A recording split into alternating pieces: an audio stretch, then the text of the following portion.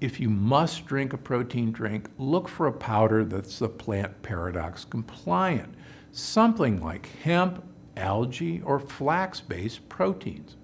And remember, you really don't need more than 20 grams of animal protein a day. That's about 3 eggs or 3 ounces of grass-fed, grass-finished beef. So that covers protein.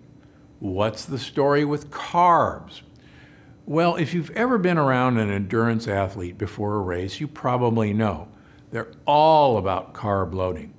That's eating tons of carbohydrates, typically in the night before the race, to give them plenty of race day energy. And it's true, carbs do give you energy, especially if you're eating the right carbs. But a lot of the athletes I've talked to use carb loading as an excuse to eat lectin-loaded brown rice, wheat bread, or tons of pasta. And sure, those foods may give them energy, but they also cause digestive distress. Not what you want in the middle of a long race, believe me, and you've actually seen it on the race course.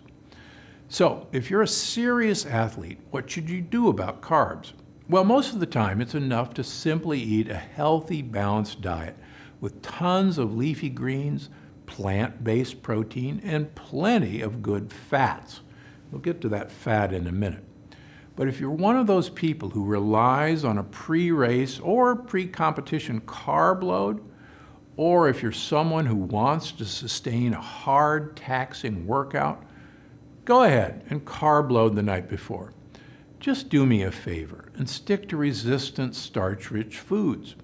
That way you're supporting your gut health and your energy levels, and you're less likely to have to worry about mid-race bathroom emergencies if you pick foods like sweet potatoes, millet and sorghum, or cassava-based tortillas and chips. They're out there now. Just make sure to use those starchy carbs to get plenty of olive oil in your mouth. Again, this is something everyone should do, but it's especially important for people doing lots of serious training for a number of reasons. And before you freak out, let me remind you again, eating fat will not make you fat. In fact, it could help keep you slim, strong, and active as you age. So it's an essential part of anyone's diet, especially athletes' diets. It helps keep your heart healthy, lubricate your joints, and it's essential for building strong muscle. So whatever you do, don't skip the fat. Now, olive oil is definitely my favorite fat, but it's certainly not the only one you can or should